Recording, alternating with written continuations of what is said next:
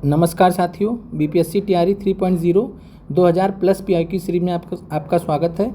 आज की कक्षा में हम बीपीएससी टीआरई 2.0 में 6 to 8 सोशल साइंस से जो है हिस्ट्री और पॉलिटी के 80 प्रश्नों को आपके सामने लेके आए हैं, संपूर्ण विश्लेषण और हल के साथ में।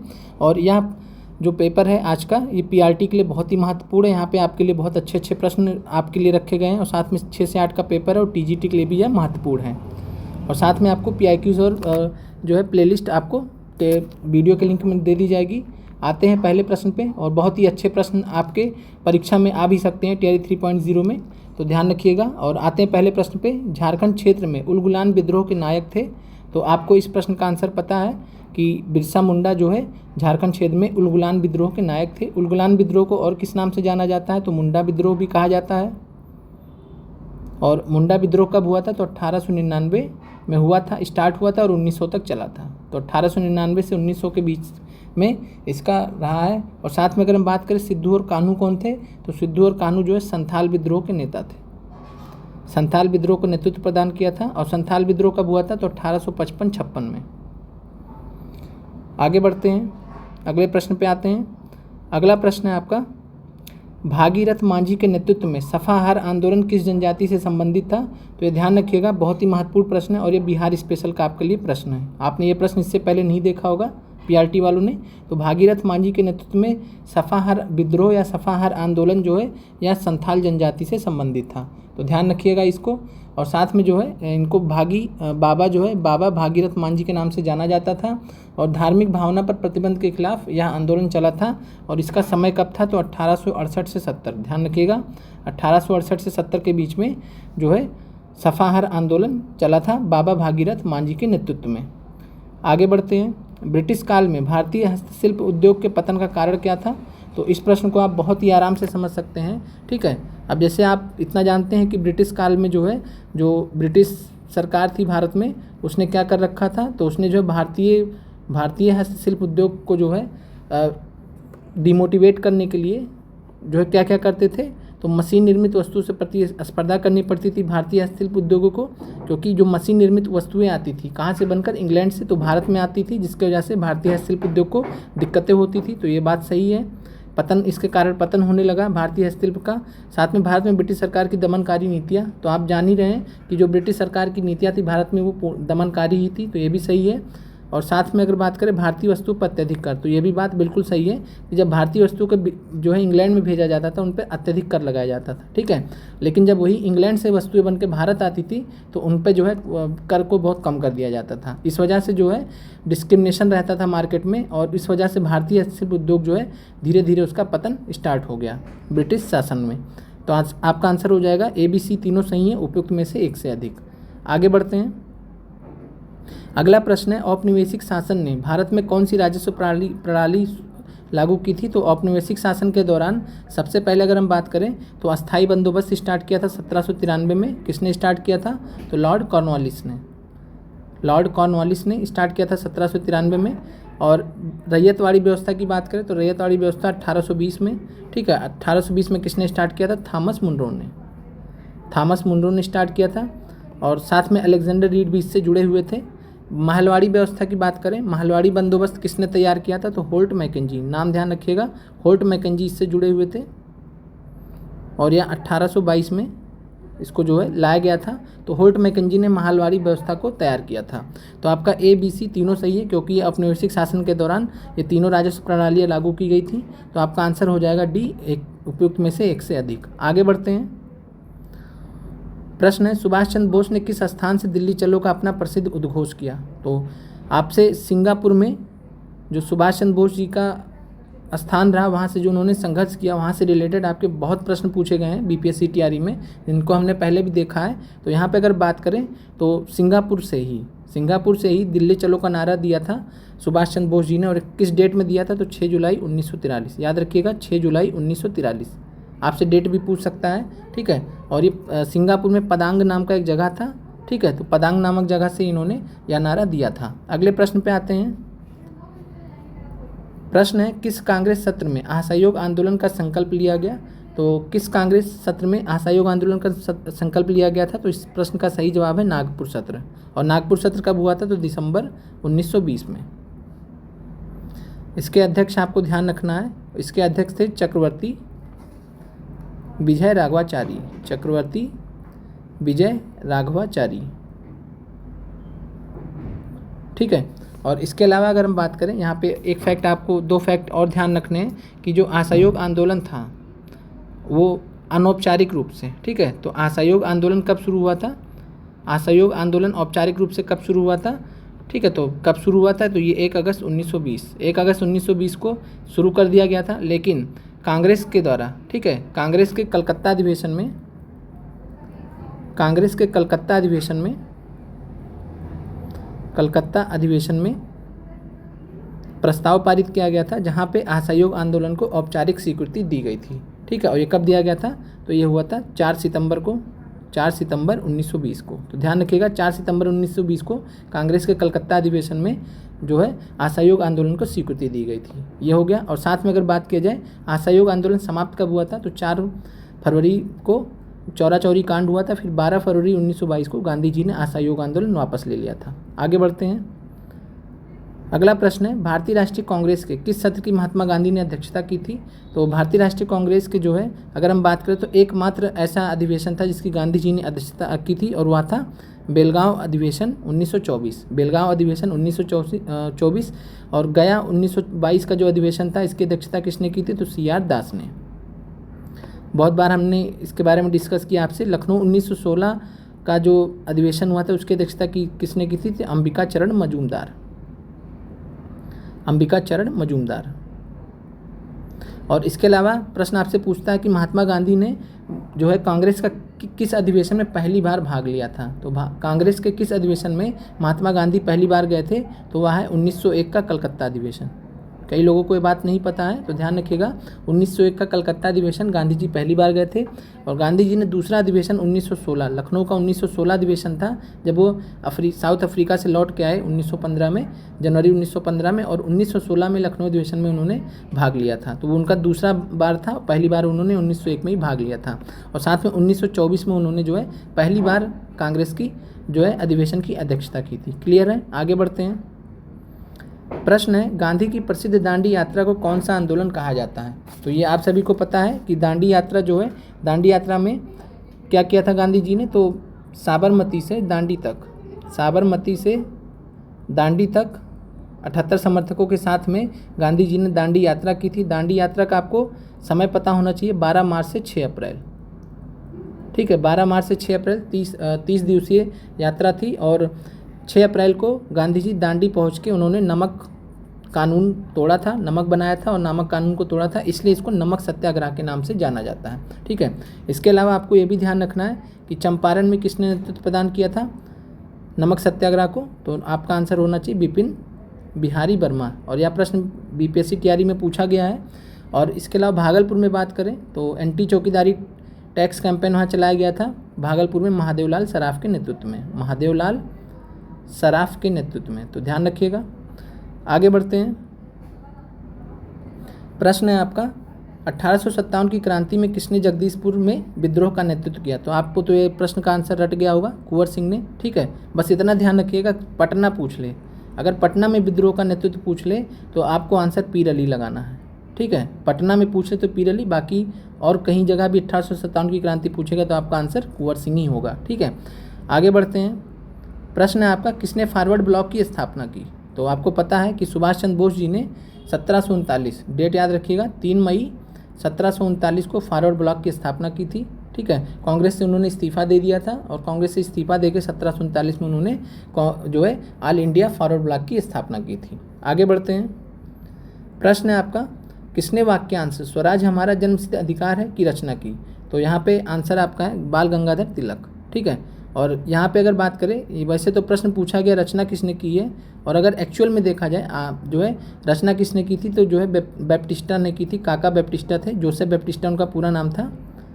बैप्टिस्टा ने जो है इस नारे को गढ़ा था, स्वराज हमारा जन्मसिद्ध अधिकार है, और ये बाल गंगाधर तिलक के सहयोगी थे। तो जोसेफ बैप्टिस्टा ने एक्चुअली में किया था, लेकिन आपका आयोग ने आंसर बाल गंगाधर तिलक माना है, ठीक है। तो यहाँ पे और देखा जाए तो बाल गंगाधर तिलक ने नारा दिया था, जबकि तैयार किसने किया था, तो जोसेफ बैप्टिस्टा को। तो ध्यान रखिएगा, अगर इन केस प्रश्न में आपका जोसेफ बैप्टिस्टा आता है तो जो रचना की बात आएगी तो आपका आंसर जोसेफ बैप्टिस्टा हो जाएगा। क्लियर है? आगे बढ़ते हैं। और आयोग ने इसका आंसर बाल गंगाधर तिलक माना था। आगे बढ़ते हैं। किसने अवध किसान सभा की स्थापना की थी, तो इसका आंसर है बाबा रामचंद्र दास। और बाबा रामचंद्र दास ने 1920 में अवध किसान सभा की स्थापना की थी। महत्वपूर्ण प्रश्न है। और दयानंद सरस्वती ने किसकी स्थापना की थी, तो आपको पता है आर्य समाज 1875। आगे बढ़ते हैं। आनंद मठ की रचना किसने की थी, तो आनंद मठ की रचना आपको पता है रटा हुआ है बंकिम चंद्र चट्टोपाध्याय, ठीक है, या बंकिम चंद्र चटर्जी ने आनंद मठ की रचना की थी। आनंद मठ में किस विद्रोह का उल्लेख है, तो सन्यासी विद्रोह का उल्लेख है। कब हुआ था सन्यासी विद्रोह, तो ये आपका 1773 से 1800 के मध्य हुआ था। और आनंद मठ उपन्यास में ही जो है आपका वंदे मातरम लिया गया, वहीं से आपका वंदे मातरम लिया गया जो राष्ट्रीय गीत है, ठीक है। आगे बढ़ते हैं। और दीनबंधु मित्र, आप जो है दीनबंधु मित्र को जानते हैं, नील दर्पण के लिए फेमस थे, नील दर्पण, ठीक है, जिसके कारण जो नील विद्रोह हुआ था बंगाल में 1859-60 में, तो नील विद्रोह जो हुआ था इनकी पुस्तक नील दर्पण के कारण हुआ था, जिसमें इन्होंने नील किसानों की व्यथा को बहुत कायदे से दिखाया था, दर्शाया था, और उससे प्रेरित होकर जो है नील विद्रोह हुआ था। और नील विद्रोह के जो नेता थे कौन थे, तो विष्णु विश्वास और दिगंबर विश्वास। पूछा गया है सब प्रश्न, तो विष्णु और दिगंबर विश्वास नेता थे इसके। तो दीनबंधु मित्र के नील दर्पण से ही जो किसान थे वो प्रेरित हुए थे और उन्होंने नील विद्रोह किया था 1859-60 में बंगाल में। आगे बढ़ते हैं। भारतीय उपमहाद्वीप के उत्तर पश्चिम क्षेत्र में सविनय अवज्ञा आंदोलन का नायक कौन था, तो नॉर्थ वेस्ट फ्रंटियर प्रोविंस, ठीक है, नॉर्थ वेस्ट फ्रंटियर प्रोविंस में यानी उत्तर पश्चिम क्षेत्र में सविनय अवज्ञा आंदोलन के नायक थे अब्दुल गफ्फार खान, जिनको सीमांत गांधी के नाम से जाना जाता था। और सीमांत गांधी या सरहदी गांधी भी इनको कहा जाता था, ठीक है। और इसके अलावा बात करें तो इन्होंने 1929 में खुदाई खिदमतगार नामक एक संगठन बनाया था, खुदाई खिदमतगार नामक एक संगठन बनाया था, ठीक है। और फिर 1930 में जब सविनय अवज्ञा आंदोलन शुरू हुआ नमक सत्याग्रह के साथ में, तो इन्होंने जो है बहुत ही महत्वपूर्ण भूमिका निभाई थी, तो ध्यान रखिएगा। और इनका खुदाई खिदमतगार को जो है लाल कुर्ती भी कहा जाता था, रेड शर्ट। आगे बढ़ते हैं। प्रश्न है कौन सा स्थान खाजा नामक मिष्ठान के लिए प्रसिद्ध है, तो खाजा आपने शादी विवाह में खाया होगा, तो इसके लिए सिलाव एक स्थान है, तो इसके लिए फेमस है। आगे बढ़ते हैं। प्रश्न है भागलपुर क्षेत्र प्रसिद्ध है, तो याद करिए TRE 2 में एक प्रश्न आया था कि सबसे ज़्यादा बिहार में जो है सिल्क यानी कॉटन सबसे ज़्यादा कहाँ पे उत्पादन होता है, तो सिल्क प्रोडक्शन सबसे ज़्यादा कहाँ होता है, भागलपुर में। तो भागलपुर क्षेत्र किसके लिए प्रसिद्ध है, कॉटन और सिल्क उद्योग के लिए, ठीक है। और भागलपुर जो है सिल्क सिटी ऑफ बिहार बोला जाता है, ध्यान रखिएगा, सिल्क सिटी ऑफ बिहार किसको बोलते हैं, भागलपुर को। आगे बढ़ते हैं। प्रश्न निम्नलिखित में से कौन सा युग्म सही है, लीची की बात कर रहा है, तो लीची के मामले में मुजफ्फरपुर उत्पादन में नंबर 1 का स्थान पर है, ठीक है। लीची से जो है मुजफ्फरपुर से लीची आज़ादपुर मंडी दिल्ली तक लाया जाता है। फिर केला, तो केले के मामले में वैशाली अग्रणी जो है जिला है बिहार का, मखाना में जो है मधुबनी अग्रणी जिला है। तो यहाँ पे तीनों ही सही हैं, तो आपका आंसर उपयुक्त में से एक से अधिक सही है, ठीक है। और इसके अलावा अगर हम बात करें गेहूँ धान पूछ ले आपसे, तो आपका आंसर होना चाहिए रोहतास, ठीक है। मक्का पूछ ले तो मुजफ्फरपुर, क्लियर है। आगे बढ़ते हैं। इसके अलावा जो भी प्रश्न पूछे गए वो हमने ऑलरेडी करा दिए हैं BPSC TRE में फसलों से रिलेटेड, और साथ में बिहार स्पेशल नोट्स में आपको दिया भी गया है। 1917 में कलकत्ता में प्रथम भारतीय जूट मिल की स्थापना किसने की थी, तो 1917 में कलकत्ता में प्रथम भारतीय जूट मिल की स्थापना की थी सेठ हुकुमचंद ने, तो ध्यान रखिएगा। और इसके अलावा आप ये भी ध्यान रखना कि भारत में ये भी प्रश्न पूछा गया, भूगोल में पूछा गया था, भारत में पहली जूट मिल की स्थापना कब की गई थी, तो यह हुआ था 1855 में कोलकाता में जो है हुगली नदी पर, ध्यान रखिएगा, कोलकाता में हुगली नदी पर रिसरा नामक एक जगह था, रिसड़ा, ठीक है, इंग्लिश में रिसरा बोलते हैं, तो रिसरा नामक एक स्थान था, तो वहाँ पे जो है पहली जूट मिल की स्थापना 1855 हुई थी। लेकिन भारतीय जूट मिल की जब बात आएगी, प्रथम भारतीय जूट मिल की स्थापना तो 1917 में हुआ था, ठीक है। यहाँ ब्रिटिश द्वारा, अंग्रेजों द्वारा स्टार्ट किया गया था, और यहाँ जो है भारतीय द्वारा स्टार्ट किया गया था, ये फ़र्क है यहाँ पे। आगे बढ़ते हैं। प्रश्न है होम चार्जेस क्या है, तो होम चार्जेस जो है यहाँ पे अगर देखा जाए विकल्प के अनुसार, तो ब्रिटिश शासन के दौरान जो भारत के बाह्य ऋण पर दिया जाने वाला ब्याज था वो होम चार्जेस के अंतर्गत आता था। ब्रिटिश अधिकारियों का पेंशन जो रहता था, जो ब्रिटिश अधिकारियों को पेंशन दिया जाता था भारतीय पैसे से, भारत से जो पैसा मिलता था उसको भी इसके अंतर्गत रखा जाता था। और साथ में जो है आपका यहाँ पे आंसर हो जाएगा ए और सी सही है, ठीक है।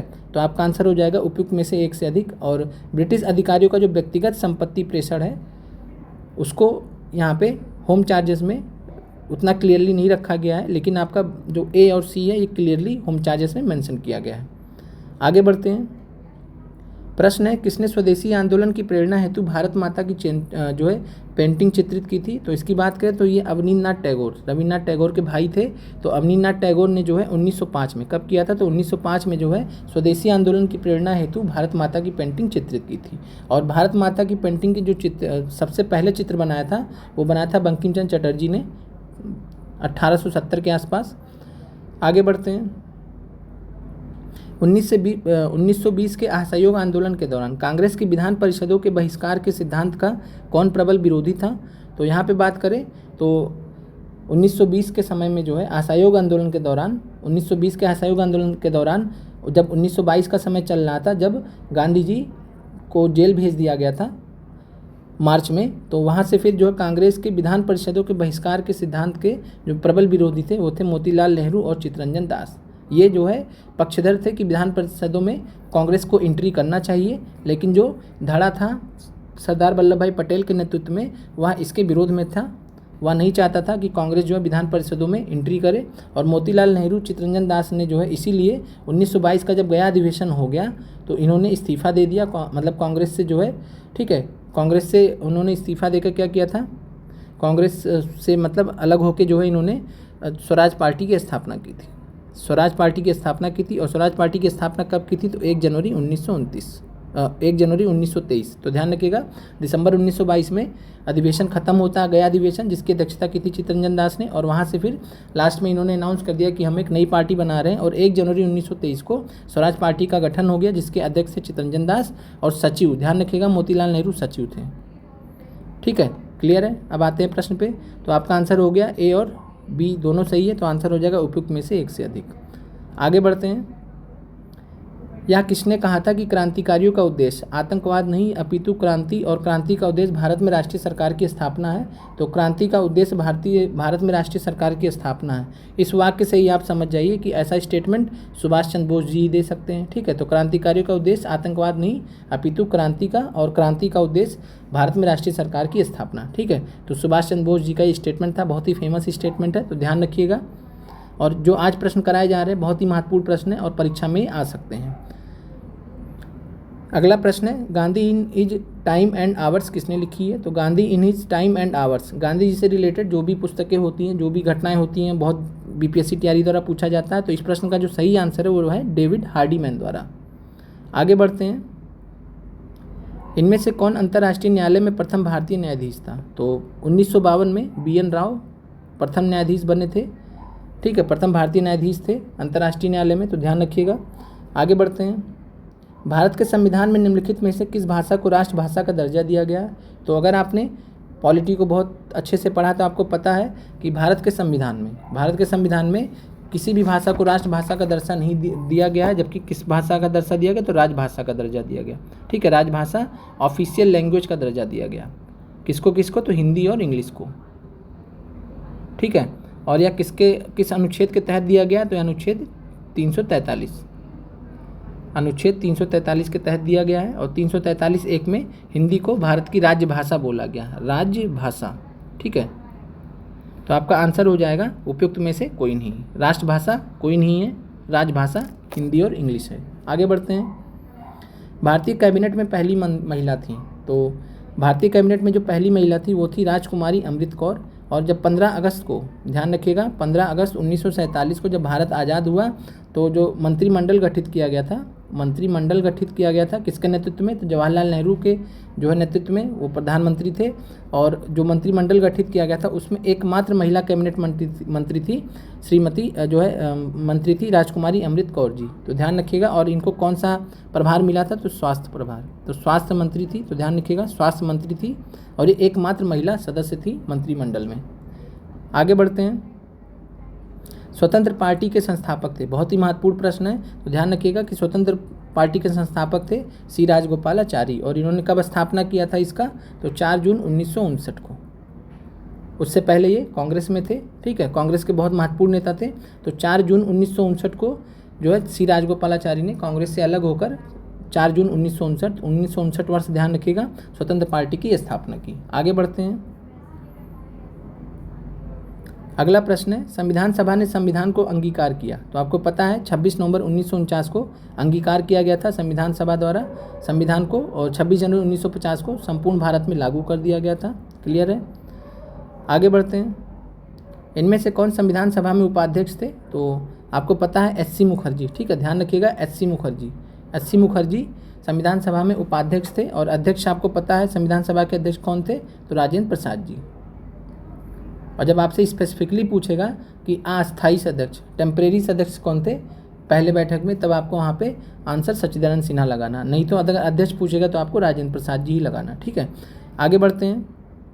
प्रश्न है, राज्य के नीति निदेशक तत्व लिए गए। तो ये आपको पता है कि आयरलैंड के संविधान से या आयरिश संविधान से राज्य के नीति निदेशक तत्व लिए गए हैं। और ऐसे इस प्रकार के प्रश्न हमने ऑलरेडी बहुत सारे कर लिए हैं। आगे बढ़ते हैं।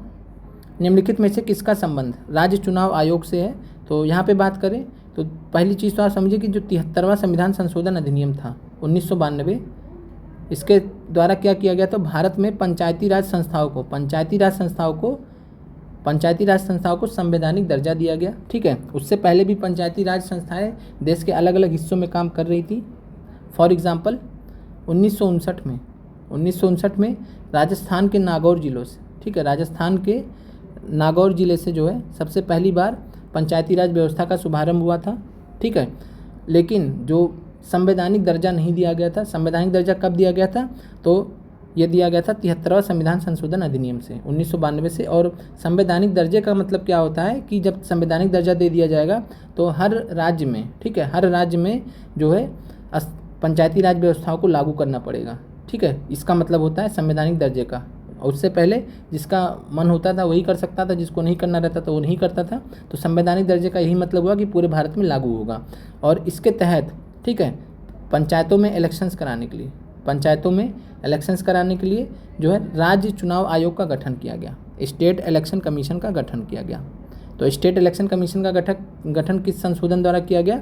तो 73वें संविधान संशोधन अधिनियम से संबंधित है, ठीक है। वहाँ पे इसकी बात की गई है कि जो है पंचायत में इलेक्शन करवाने के लिए एक जो है राज्य चुनाव आयोग होना चाहिए, ठीक है। तो इसका संबंध आपका 73वें संविधान संशोधन से है। आगे बढ़ते हैं। भारत में चुनाव के संबंध में निम्नलिखित में से कौन सा सत्य है? तो भारत में सार्वभौम वयस्क मताधिकार पाया जाता है। सार्वभौम वयस्क मताधिकार का मतलब है कि एक निश्चित आयु 18 वर्ष या उससे ऊपर के सभी लोगों को जो है बिना किसी भेदभाव के जो है मताधिकार का जो है प्रयोग कर सकते हैं, ठीक है। वयस्क मताधिकार दिया गया है। तो सार्वभौम है, सार्वभौम मतलब सभी को, ऊंच नीच, ठीक है, मतलब कोई किसी भी प्रकार का भेदभाव नहीं किया जाता, तो इसको बोला जाता है सार्वभौम वयस्क मताधिकार।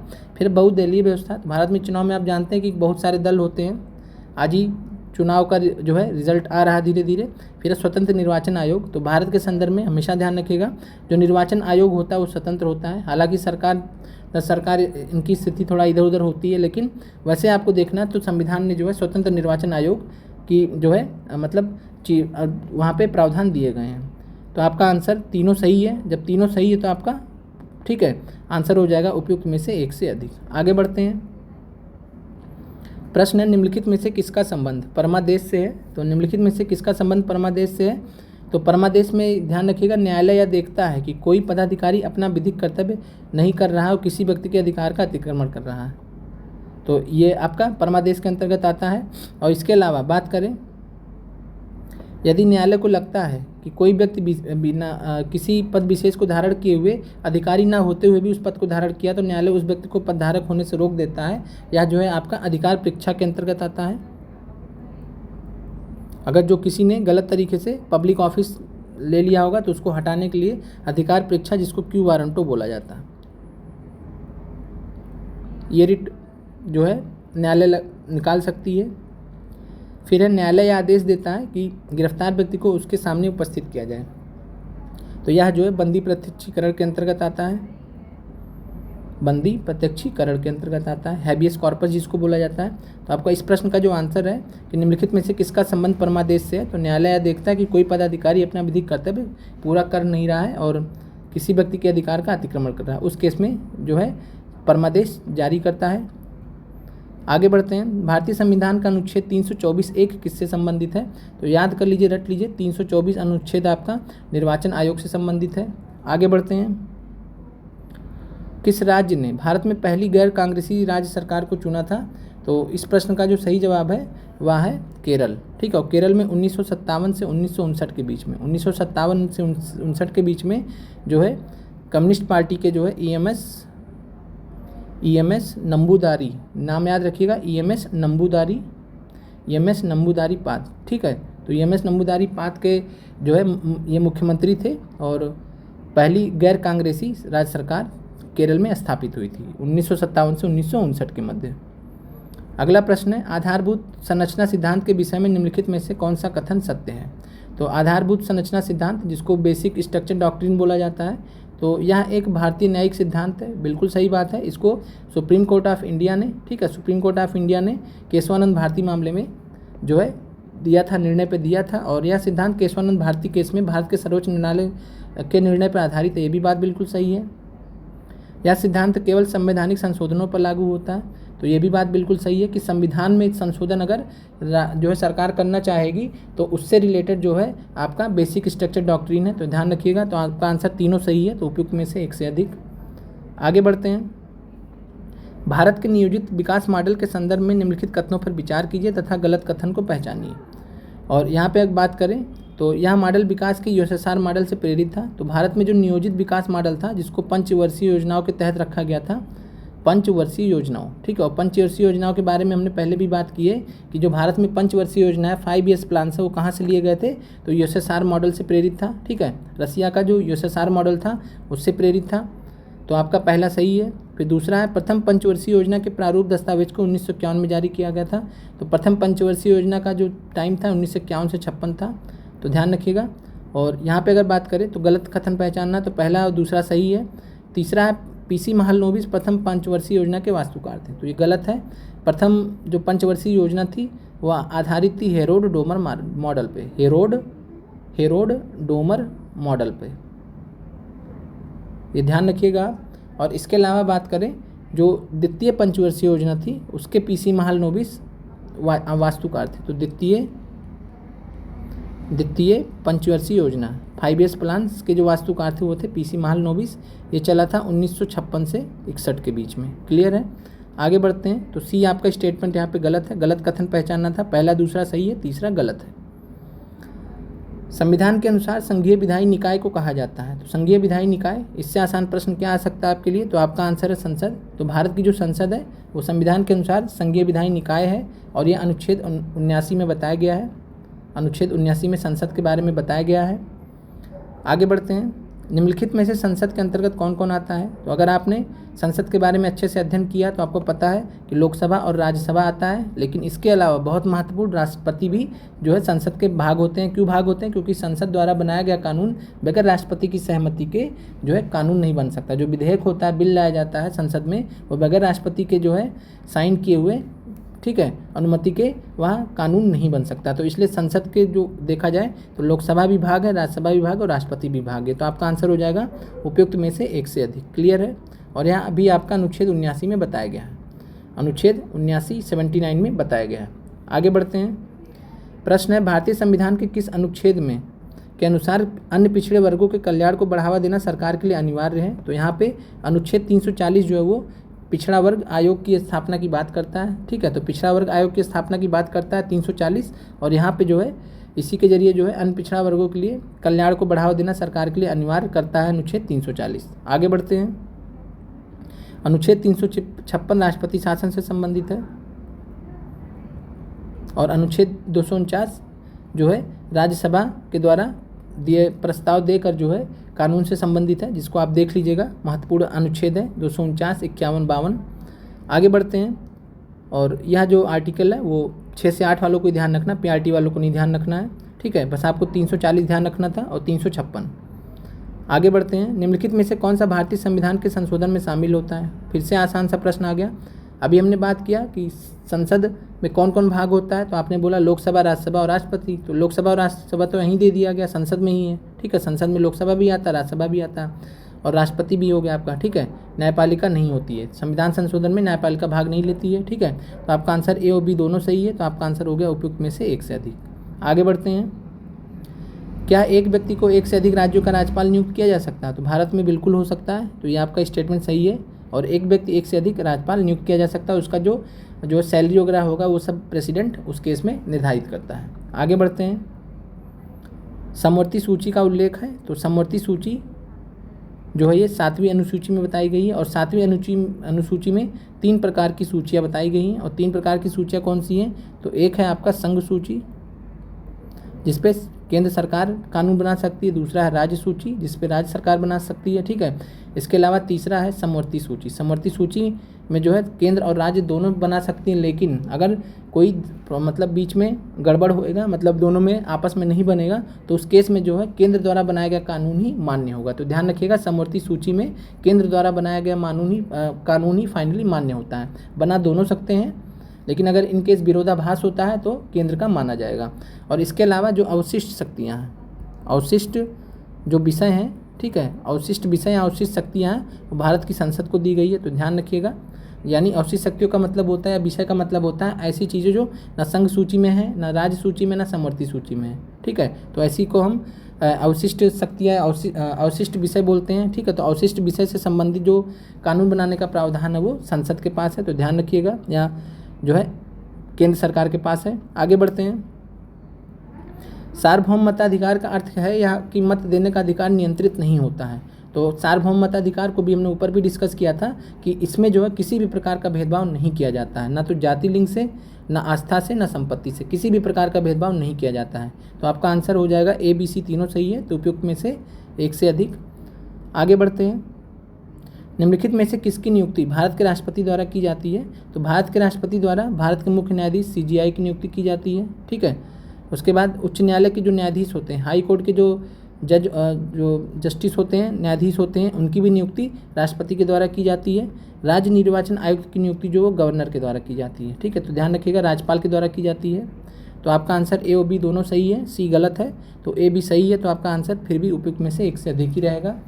आगे बढ़ते हैं, अनुच्छेद 280 संबंधित है, बहुत ही महत्वपूर्ण है, तो वित्त आयोग से संबंधित है, ठीक है। और अनुच्छेद 280 वित्त आयोग से संबंधित है। वित्त आयोग हर 5 साल पे राष्ट्रपति द्वारा जो है वित्त आयोग को बनाया जाता है, और इस समय जो वित्त आयोग चल रहा है, आपको कमेंट करके जो है अध्यक्ष का नाम बताना है।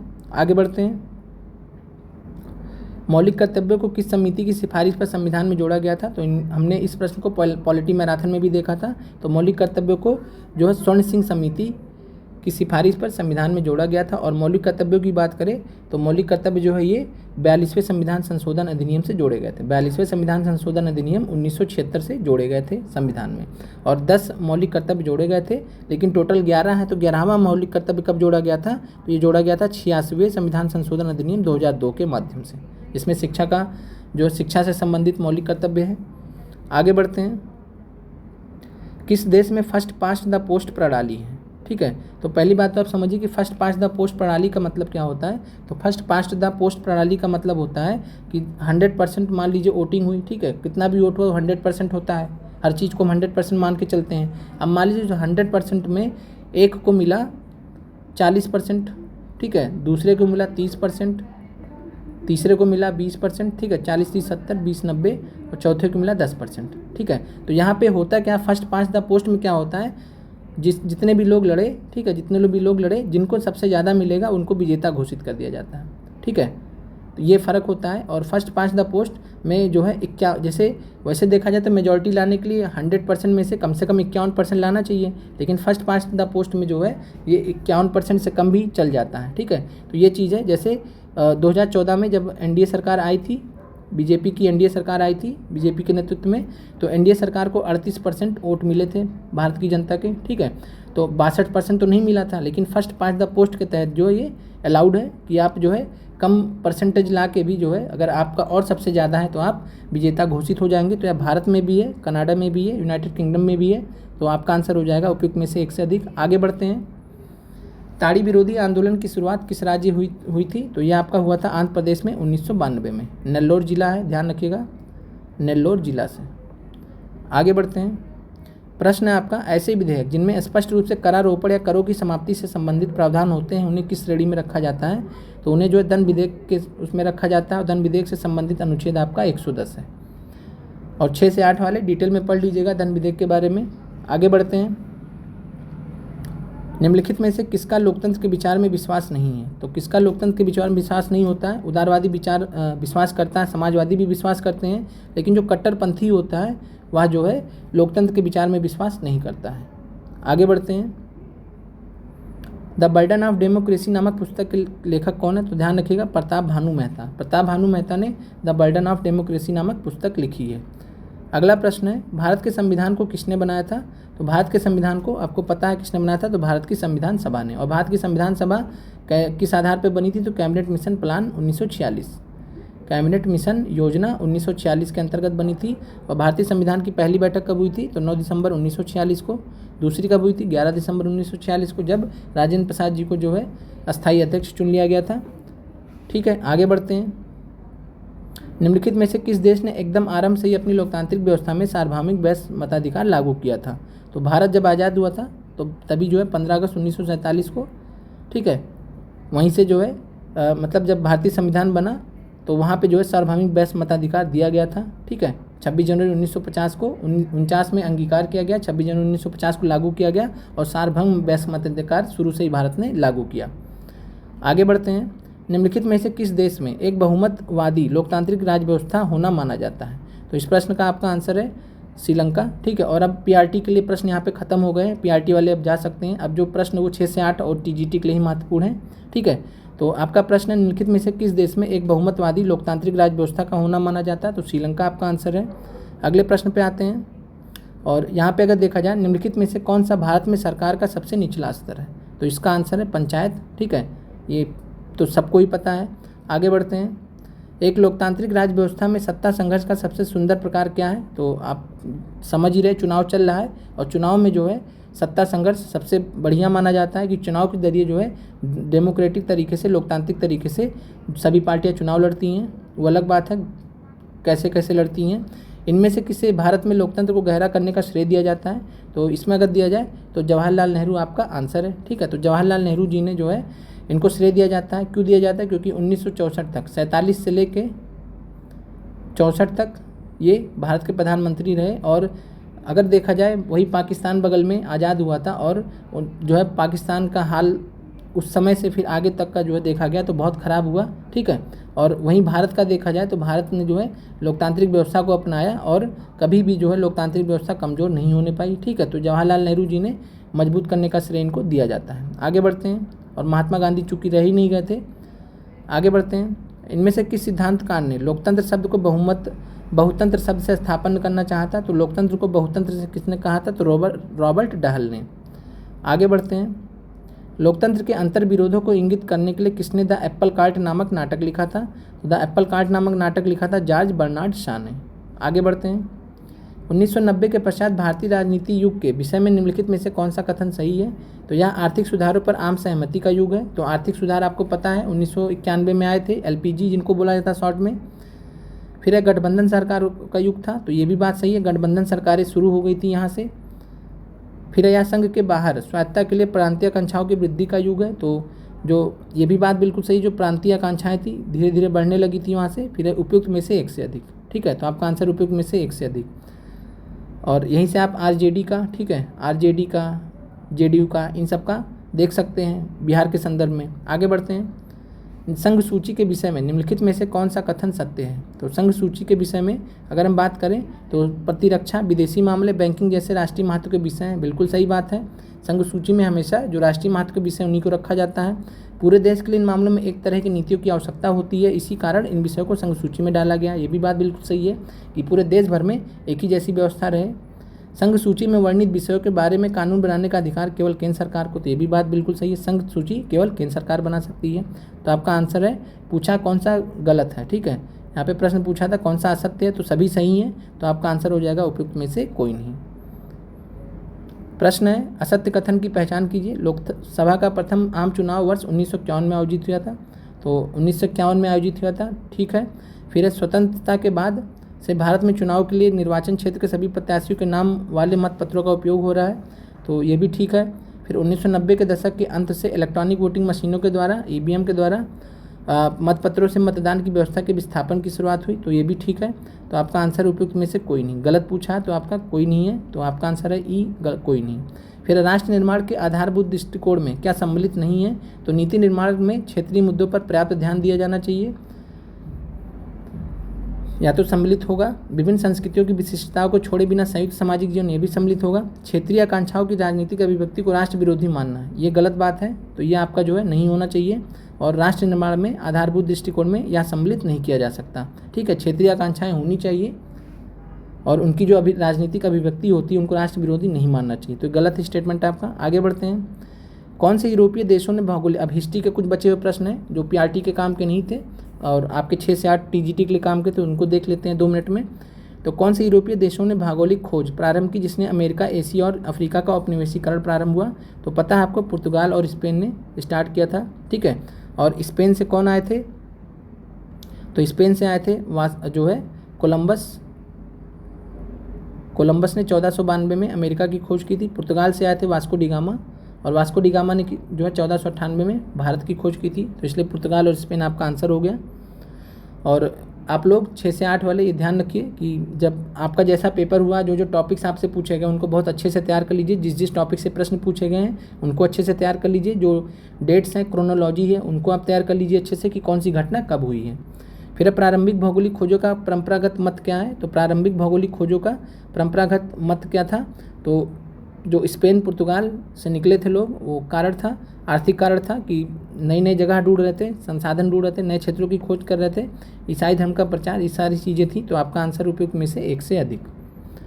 अगला प्रश्न आपका, बोस्टन टी पार्टी की घटना कब हुई थी, तो बोस्टन टी पार्टी की घटना 1773 को हुई थी, और यहाँ एग्जैक्ट डेट आपका 16 दिसंबर 1773 है, और इस सैमुअल एडम्स के नेतृत्व में, तो ध्यान रखिएगा, सैमुअल एडम्स के नेतृत्व में बोस्टन टी पार्टी की घटना हुई थी 16 दिसंबर 1773 को। अगला प्रश्न है, अमेरिकी स्वतंत्रता की उद्घोषणा किसने लिखी थी, तो ध्यान रखिएगा, अमेरिकी स्वतंत्रता की उद्घोषणा थॉमस जेफरसन ने लिखी थी, और कब लिखी थी, 4 जुलाई 1776, 4 जुलाई 1776, डेट याद रखिएगा, अगली बार आपसे डेट पूछ सकता है। प्रश्न है, फ्रांस की क्रांति से संबंधित बुद्धिजीवी थे, तो आपके रूसो भी थे, मोंटेस्क्यू भी थे, वाल्टेयर भी थे, ठीक है, तो सभी लोग थे यहाँ पे। और आगे बढ़ते हैं, तो आपका आंसर उपयुक्त में से 1 से अधिक। साथ में इनकी बुक्स आप ध्यान रखिएगा कि किसने कौन सी बुक लिखी है। फिर ग्रेट डिप्रेशन, महामंदी का काल क्या था, तो ग्रेट डिप्रेशन महामंदी का काल था आर्थिक समस्या का, ठीक है, और ये 1929 से चला और 1933 तक बहुत ही भयंकर था, फिर फाइनली जाके 1940 में जाके ये समाप्त होता है, ठीक है। तो 10 साल तक लगभग रहा, 10 साल से ज़्यादा ही रहा, तो 1929 से 33 तक बहुत ही भयंकर स्थिति में था, तो ग्रेट डिप्रेशन महामंदी, ठीक है, ये आर्थिक समस्या से संबंधित था। आगे बढ़ते हैं, और यह स्टार्ट कब हुआ था, तो ये भी ध्यान रखिएगा, 24 अक्टूबर 1929 को स्टार्ट हुआ था, और इस डेट को ब्लैक थर्सडे मनाया जाता है, ठीक है, ब्लैक थर्सडे बोला जाता है, काला गुरुवार, ठीक है। और कारण आप समझते हैं कि सब डूब गया था, पैसा वैसा सबका डूब गया था, मार्केट क्रैश हो गया। आगे बढ़ते हैं, लेनिन के द्वारा मांगी गई मांग जो अप्रैल थीसिस कहलाती है, तो अप्रैल थीसिस कहलाती है, तो उसके अंतर्गत क्या था, तो प्रथम विश्व युद्ध समाप्त होना चाहिए, कृषकों की भूमि स्थानांतरण होना चाहिए, बैंकों का राष्ट्रीयकरण होना चाहिए, तो आपके दिए गए सभी इसमें आएंगे, तो आपका आंसर उपयुक्त में से 1 से अधिक। निम्नलिखित में से कौन सी सिविल कोड 1804 या नेपोलियन कोड से संबंधित महत्वपूर्ण विशेषता है, तो संपत्ति का अधिकार, विधिक समानता, जन्म के आधार पर भेदभाव की समाप्ति, तो यहाँ पे आपका आंसर सभी है, तो उपयुक्त में से 1 से अधिक। एक बार आप चेक कर लीजिएगा अगर तीनों हैं, ठीक है, बाकी एक बार नेपोलियन कोड में चेक कर लीजिएगा क्या तीनों हैं। और बाकी आपका आंसर तो उपयुक्त में से एक से अधिक है ही, तो एक कोई चेक कर लीजिएगा कि क्या तीनों ही हैं। जहाँ तक हमारा अंदाजा है वो तीनों ही हैं। आगे बढ़ते हैं। किसने यंग इटली नामक गुप्त संस्था की स्थापना की थी? तो किसने यंग इटली नामक गुप्त संस्था की स्थापना की थी? तो आंसर है मैजिनी ने। ठीक है, तो जोसेफ मैजिनी ने की थी, जोसेफ मैजिनी ने की थी और जुलाई 1831 में, जुलाई 1831 में की थी। और मार्सलीज फ्रांस में एक जगह है मार्सलीज, वहाँ पे इसकी स्थापना की थी। आगे बढ़ते हैं। 1920 के असहयोग आंदोलन के दौरान कांग्रेस की विधान परिषदों के बहिष्कार के सिद्धांत का कौन प्रबल विरोधी था? तो प्रश्न रिपीट हो गया है, पता ही है आपको आंसर, उपयुक्त में से एक से अधिक, मोतीलाल नेहरू और चित्तरंजन दास जी। राष्ट्रसंघ के दायित्वों को निभाने के लिए किस पैक्ट में विभिन्न देशों ने मिलकर यह घोषित किया कि युद्ध को राष्ट्रीय नीति का उपकरण न बनाया जाए? तो ये हुआ था केलॉग ब्रियन पैक्ट में, और यह हुआ था 1928 में। तो ध्यान रखिएगा, केलॉग ब्रियन पैक्ट में इस चीज़ की बात की गई थी। आगे बढ़ते हैं। औद्योगिक क्रांति के संदर्भ में कार्डिंग शब्द क्या इंडिकेट करता है? तो कार्डिंग शब्द किसे इंडिकेट करता है? तो वह प्रक्रिया जिसमें कपास या ऊन की कटाई की जाती है। तो ध्यान रखिएगा। आगे बढ़ते हैं। संयुक्त राष्ट्र संघ यूएनओ के संविधान चार्टर में कुल कितने अनुच्छेद तथा अध्याय हैं? तो 111 अनुच्छेद और 19 अध्याय हैं संयुक्त राष्ट्र संघ के संविधान चार्टर में। ब्रेटन वुड्स सम्मेलन का मुख्य उद्देश्य क्या था? तो ब्रेटन वुड्स सम्मेलन का जो मुख्य उद्देश्य क्या था? तो पहली बात तो आप जानिए कि ब्रेटन वुड्स सम्मेलन कब हुआ है? तो 1 से लेकर 22 जुलाई 1944 के मध्य हुआ है। ठीक है, ब्रेटन वुड्स हैम्पशायर में जगह है ब्रेटन वुड्स, वहाँ पे हुआ। और यहाँ पे बात करें तो औद्योगिक विश्व में आर्थिक स्थिरता और पूर्ण रोजगार इसका मुद्दा था। विश्व व्यापार संगठन के माध्यम से वैश्विक आर्थिक स्थिरता लाना भी इसका मुद्दा था। द्वितीय विश्व युद्ध से उपजी आर्थिक मंदी को कम करना भी इसका लक्ष्य था। तो आपका आंसर उपयुक्त में से एक से अधिक। चीनी लोक गणराज्य की स्थापना कब हुई थी? तो यहाँ पे बात की जाए तो चीनी लोक गणराज्य की जो स्थापना, यहाँ पे आंसर आपका उपयुक्त में से कोई नहीं दिया गया था आयोग द्वारा। हालांकि चेक करने पे जो है 1 जनवरी 1912 दिया जा रहा है, लेकिन आप एक बार चेक कर लीजिएगा कि जब 1949 में जो पीपल रिपब्लिक ऑफ चाइना है, क्या उसकी बात कर रहे हैं? तो आप एक बार इसको चेक कर लीजिएगा, देख लीजिएगा। ठीक है, आगे बढ़ते हैं। बाकी आपका आयोग ने आंसर उपयुक्त में से कोई नहीं दिया था। अगले प्रश्न पे आते हैं। औद्योगिक क्रांति के उत्थान में किस कारक ने सहायक भूमिका निभाई थी? तो कृषि क्रांति, पूंजी तथा नई प्रौद्योगिकी, व्यापार प्रतिबंधों की समाप्ति। तो सभी ने जो है औद्योगिक क्रांति में भूमिका निभाई थी। तो आंसर आपका एक से अधिक है।